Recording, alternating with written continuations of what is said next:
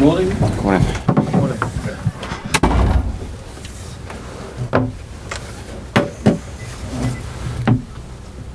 Morning everyone, welcome to our pre-match press conference to preview our game against Bournemouth. We'll start off with Alan at Sky. Morning, Frank. Morning. Just first of all, just touch back on midweek. Any regrets about Tuesday? Well, we lost the game in terms of the selection, no, because we have to use the squad. We haven't got probably at this point a squad to compete. I think we showed that through league, through cup. When you got 3 games in a week, what the Carabao Cup would have meant to us. We wanted to win the game, and the onus was on the players who played to win the game, and it didn't happen. It's done now. We move on to tomorrow. I know you say it's done. Just before we do move on, can you understand the fans' reaction? Because I mean, we come here all the time, and our managers say they want to do well in this competition. They want to win it, and then they don't play their perceived strongest team, and fans get irate. Yeah, I'd understand that. Every fan should have an opinion. It might be what Arsenal fans are saying, what Tottenham fans are saying, what West Ham fans are saying, what Liverpool fans nearly might have said. So this is the job that we do, and when you work with 20 so plus players that are playing for Everton, representing Everton, training every day, some training well, knocking on your door, and you know you might have to rely on them in the season, or they state a case to become a regular in the team, they have to have a moment to show that. And Wednesday was a moment to show that. Tuesday, sorry, and on the night, to be honest, not enough showed that, and that's just for me to take stock, and for those players to know that next time they get their opportunity, whenever that is, they better be of the level. So it was an exercise in that terms, and it's not. I didn't use it as an exercise. It's a game that we should go there and, in my opinion, get a result. And of course, we made mistakes. We had clear chances that we missed, and those things are always going to affect the game. Has it put you in a more difficult position heading into the league game than at Bournemouth? A win down there on Tuesday gives real confidence and zip, I suppose. Makes no difference. Makes no difference. No. At all? No. And it might give us more desire, determination. I don't know. It makes no difference to Bournemouth. Will make, I guess, a similar amount of changes again, back to what would perceive, you'd perceive as being their team that's been playing regularly in the league, pretty much. Of course, we'll make some changes, and it'll be a completely different game. You don't see it as added pressure? No, every game's pressure, and it's a different competition. Yeah. Do you see it as pressure? Well, 3 Premier League points might be more important than Carabao Cup progress in the bigger scheme of things. Yeah, I agree. But, I'm answering the questions now, which I shouldn't be. But looking at the league table, there's only 6 points, Frank, that separate the bottom club from 11th place Brentford. But psychologically, what does a win do for you heading into a break of 6 weeks? Fans look at the league table and it just paints a brighter picture, doesn't it? Yeah, it'd be really nice. It'd be really nice to go into a big break like that. We all look at the table, so there's no doubt it'd be nice. Away form obviously is something that's been questionable over the course of the last few seasons with Everton. Is tomorrow a real sort of indicator of where you are away from home, taking on the likes of Bournemouth below you? No, I mean, when you say the likes of Bournemouth, it's a Bournemouth team that have beaten Leicester at home, nearly beat Tottenham at home. We've had a good home record this season, and we can see that. So we shouldn't disrespect them at all. It's a tough Premier League away game. They're all tough, and I think at times this season we've either gone away and got results that maybe we wouldn't have got previously, or last season. I'm talking about Leeds, I'm talking about Brentford, talking about going to Southampton and winning, going to Tottenham and competing and probably should be winning at half time and we're not, and they're close games. That's certainly progress. Now we want more, but it's unrealistic to say that we'll go from one place to the place we want to be in a short period of time. So we've certainly shown progress. I don't think we're looking at Bournemouth in isolation as a game that's going to be a gauge of where we're at. We want to go and win the game. That's clear. Goals have been a bit of a problem this season, particularly of late.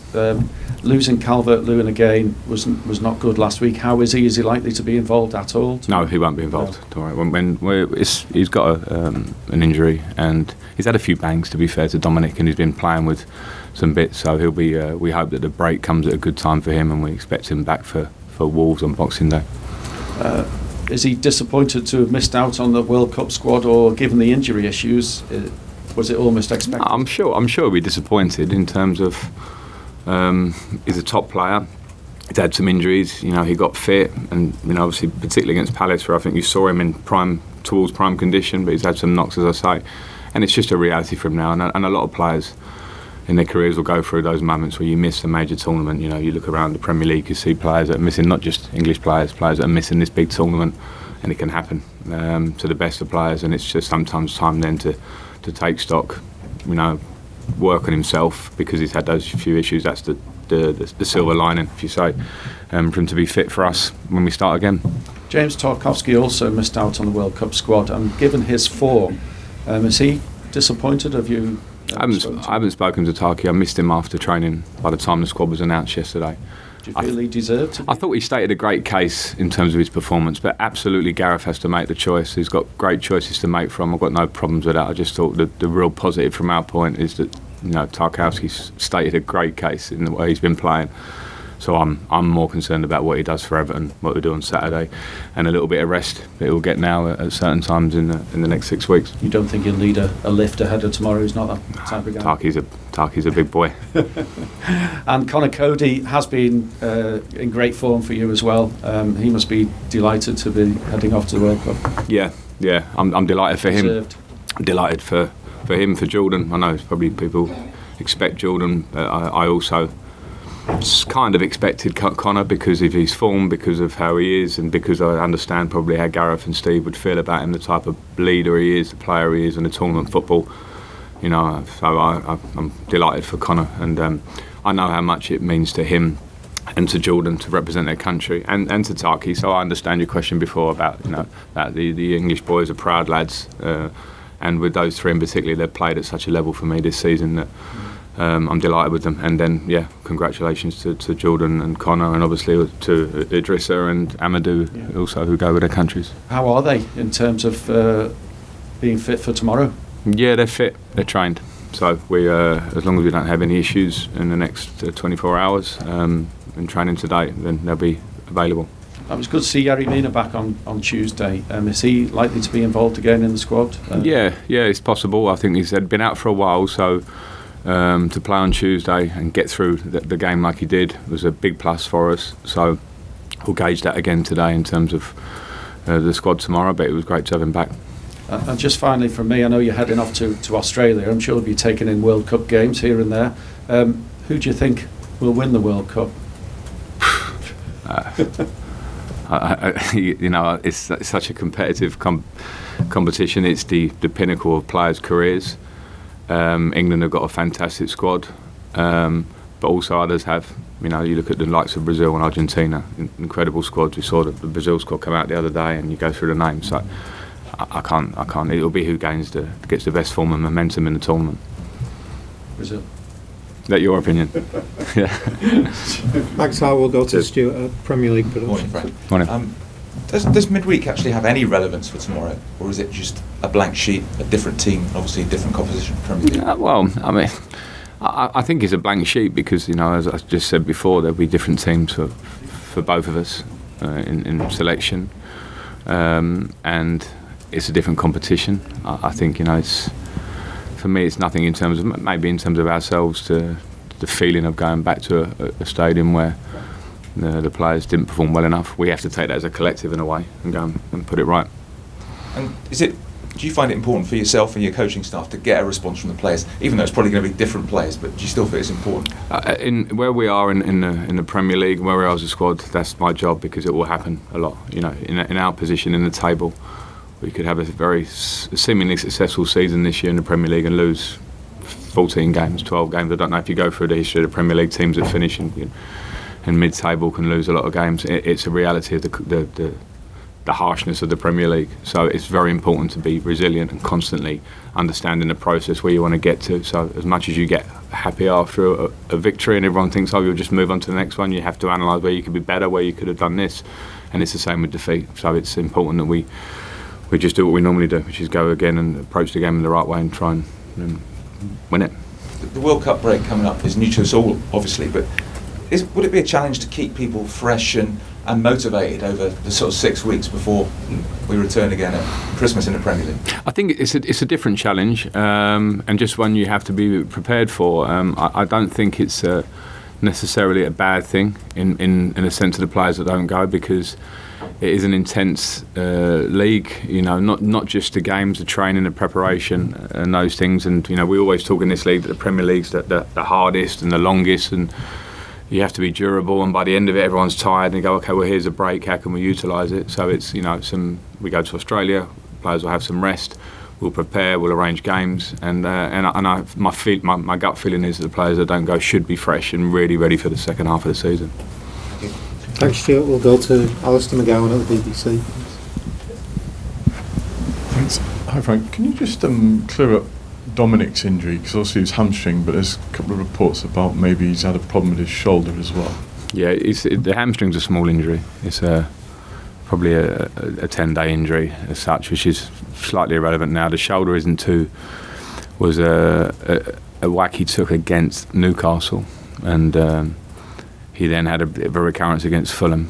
He's been strapped up a lot, so that's something that's been looked at by a specialist yesterday, and doesn't need any surgery or anything like that. So that's there, and he has still the knee, so he's been getting through with some issues. So the knee is probably the most prominent injury that we want to get right, which is a similar injury to what he had before.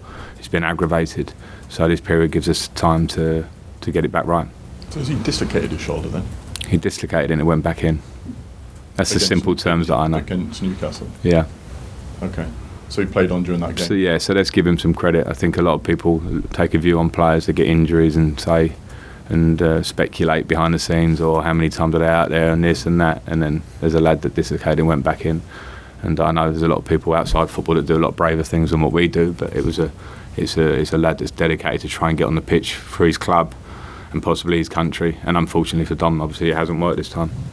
So he doesn't need any sort of further surgery or anything on that? Okay, fine.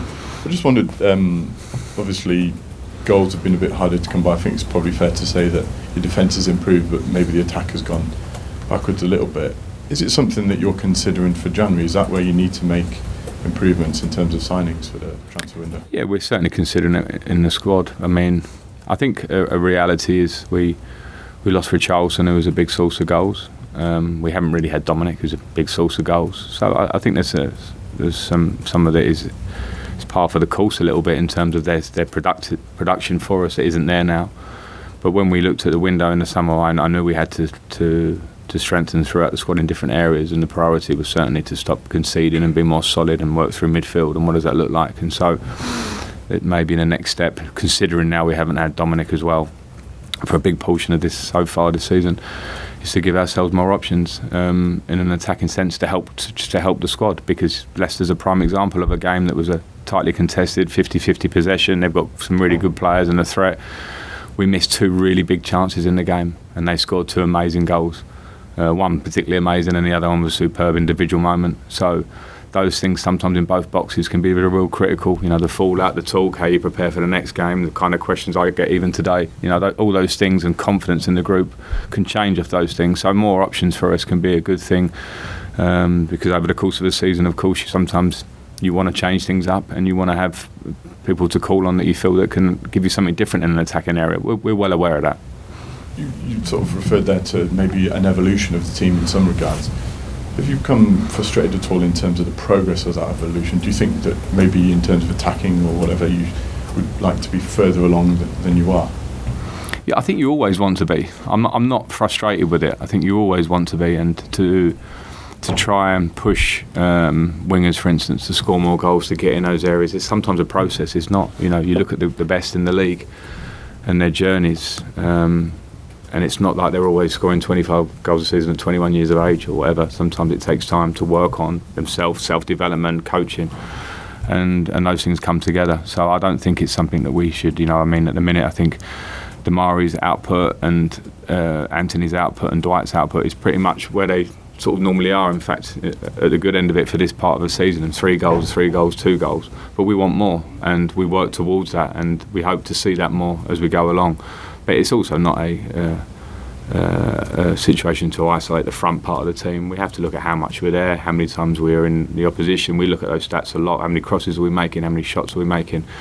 And in some games you go, yeah, Leicester were very much so. We did enough in an attacking sense to score more goals. Away from home, not so much in certain games. And then it becomes a team structure thing. So I think there's a lot of things we have to look at in that sense. And just finally, there is a scenario whereby Everton could be in the bottom 3 going into this break. I just wondered if you were sort of worried that you could maybe in the second half season, starting in the bottom 3, maybe get drawn into a scrap like last season as well. I'm not worried about it off the sense of what happens tomorrow, to be honest. I mean, it's been a season where you can get 3 points and you're a point or a goal difference away from the top half of the table. You can lose one game and you're back down there. It's tight as it is. I think there's a long, long way to go for us to be overly concerned about that. Of course, we don't want to be anywhere near that, but the reality is we are, and so are all the teams around us. So I'm not overly concerned. Listen, we spent at one point last year, we were 5 points in the bottom 3 with a couple of games in hand, but towards the end of the season. So where we are now is hopefully we push, we try and get a result at the weekend. Everyone goes home with that positivity of looking at a table that will probably look quite nice with what the other fixtures might say at the weekend. And even if we don't, we have to go away and go, how can we get better and make sure that the second half of the season, or more than the second half of the season, we continue the process. Because my feeling was this season that we were always going to have this process. It wasn't going to be, okay, we go from where we were last year, the window and what we had to do, and go, now here we are, we're a really comfortable Premier League team fighting for Europe. It doesn't work that way. So we understand the process. We have to keep working towards it. Okay, thanks. Thank you. Thanks, Alistair. We'll go to James Mountford at Radio Merseyside. Hi, Frank. Hi. Apologies to dwell on Tuesday, but is your challenge now to unify this squad so it doesn't become almost a best 11 and a reserve 11? Because presumably you're going to have to call on some of those players that played on Tuesday in the remainder of the season. Yeah, it's not about unifying at all. It's just, we lost a game. I don't understand the question to that point. It's not about unifying. It's that everyone together, the same players that didn't travel on Tuesday have to go and get a result tomorrow, and the ones that played will be involved again or come off the bench and help the team. It's normal. And just on the youngsters that came on, Tom Cannon, he's had quite a week, hasn't he? After getting the goals in the Premier League International Cup. I understand it may not be the time to be throwing youngsters into Premier League games week in, week out.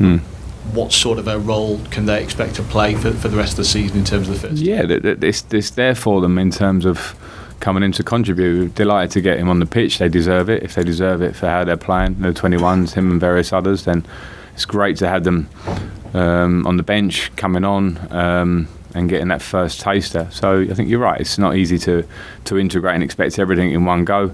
But at the same time, to get those little bits of experience and to get that youthful feeling in the group of players delighted to be involved, wanting to come in and show that they've got potential to play for this club, is a nice feeling. So it's good position for them, and the young boys deserve it. Thanks, James. Carl, Markham at the Press Association. Hi, Frank. I just wondered, does Tuesday's performance make things more difficult for you selection-wise? Because everyone wants good competition within the squad, and the performance in midweek would suggest that there's a disparity between what considered your first choice 11 and the rest of the squad. I don't think we should make an absolute declaration on individuals off the back of one game. That sounds like you're saying one performance means this. It doesn't mean that. And when you change the team and change players, there's always a small area where a player can say, well, I haven't played for this amount of time, or there were a lot of changes in the team, and I get that a little bit, and that's the part of the course in fighting in different competitions and using the squad. That's the way it is. But those players are still our players, and maybe as much as it gives anyone a wake-up call, generally it's the individual themselves to say, okay, no, when I come back in next time I want to help the squad. So it's one game. It's one game, and we go back to fighting in the league, and that's it. Thanks very much. Any further questions in the open section before we move on? No? Okay. Thanks very much.